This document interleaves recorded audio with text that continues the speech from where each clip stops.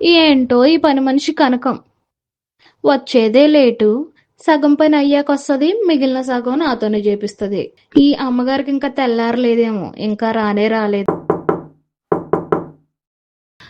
ఇంకెవరు, మా కనకమే వచ్చుంటది. అమ్మగారు ఏమనుకోవద్దండి, లేట్ అయిందండి. లేట్ అయితే ఏమైంది, సగం ఉడ్చాను, ఇల్లు ఉడ్చేవే కొంచెం. సరే అమ్మగారు. అమ్మ ఇది వచ్చింది, ఇల్లు కుసేపు పడుకోవాలి. ఏంటి అండి, మీకు విషయం తెలుసా? నాకు తెలియని విషయం ఏముందే? నాకు తెలియని విషయం ఏంటే? తిరిగిబట్టు చెప్పవే, ఏమైంది? మన పెక్కపేటలో మన పెద్ద కూతురు ఉంది కదా, అవును, మన కింద ఉన్న వాచ్మెన్ తో లేచిపోయిందండి. అవునా? పద్ధతి గల పిల్ల, బాగా పెంచాము అని అంటారు. ఆవిడ పెళ్లి చేసుకున్న కాడి నుంచి పిచ్చి కుట్టుడు కొడుతున్నాడు.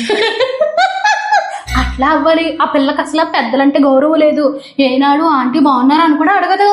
అవునా? ఆ పిల్లకు కొంచెం పోనండి, అని వదిలేసిందంట, మొన్న విడాకులైన అంట. అవునా? అలాగే అవ్వాలి దానికి. లేకపోతే పెద్దలంటే గౌరవం నేర్పరు, ఏం నేర్పరు. నేర్పనప్పుడు ఏం చేస్తారు? కుదిరి నేర్పనప్పుడు ఇట్టగా లేచిపోతా ఉంటారు. ఇంకో పెళ్లి చేద్దామని కూడా అనుకుంటున్నారండి. దానికి ఎవరిస్తారు పిల్లనేక?